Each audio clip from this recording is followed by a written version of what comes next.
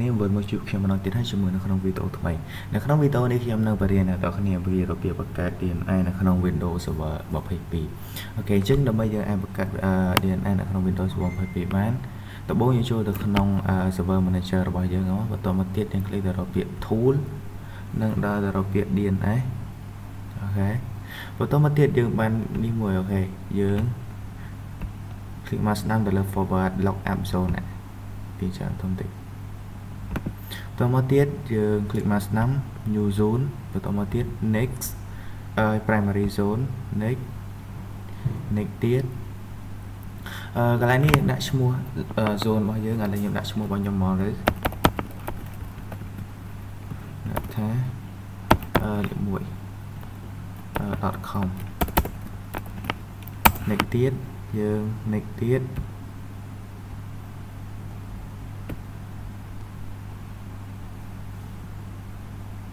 finish អូខេអញ្ចឹងយើងបាននេះបាន zone មួយរបស់ឈ្មោះរបស់ខ្ញុំនេះ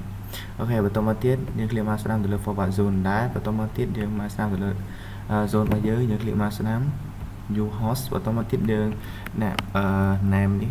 វា www IP address ដាក់ IP address 192.168.1.0 ខ្ញុំ add host អូខេអញ្ចឹងយើងអាចបង្កើតនេះមួយរបស់យើងបានហើយ DNS server របស់យើងបានហើយអូខេអញ្ចឹងមួយបន្តមកទៀតយើងដដែលយើងធ្វើដដែលបានឲ្យបាន10 DNS ទៅ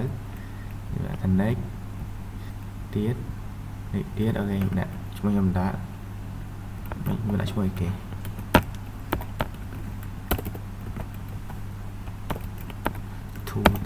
.com ទៅខ្ញុំ next ទៀត finish អូខេបន្តមកទៀតខ្ញុំមកស្ដាំរបស់ខ្ញុំ new host បន្តមកទៀតខ្ញុំដាក់ www IP address វិញ 192.168.2.0 add host អូខេអញ្ចឹងយើងអាចបង្កើតបាន2ហើយខ្ញុំនៅខាងវីដេអូរបស់បានខ្ញុំបង្កើតបាន10 DNS serverអូខេបន្ទាប់ពីយើងបង្កើត DNS នេះបានហើយយើងចង់ដឹងថាយើងបង្កើតបានជោគជ័យអត់យើងចូលទៅក្នុង CMD យើងមកបន្តមកទៀតយើងវាយពាក្យថា NS log am ឈ្មោះនេះDNS របស់យើង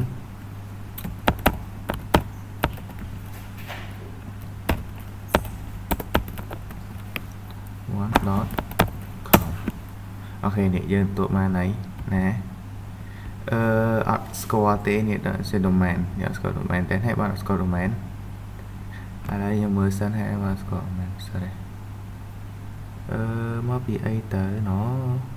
អូមកពីខ្ញុំសេឈ្មោះខុសនេះលើនេះឥឡូវសំម្ដងទៀត ns log app w.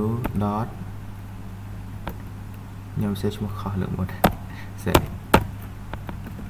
នេះត្រូវហើយ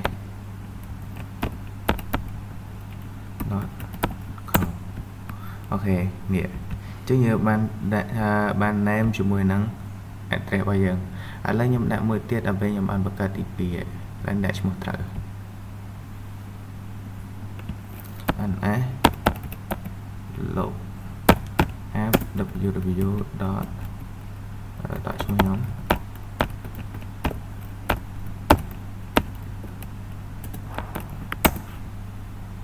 អូខេនេះយើងទទួលបាន name ជាមួយនឹង address ដែរអញ្ចឹងយើងបង្កើតដដែលចំនួន10ដងខ្ញុំនឹងខាងវីដេអូរហូតដល់ខ្ញុំបង្កើតបាន10ដងអូខេអញ្ចឹងការបង្កើត DNS server របស់យើងការបង្កើត DNS លើ Windows server របស់យើងបានជោគជ័យអូខេជួបគ្នានៅវីដេអូក្រោយអរគុណ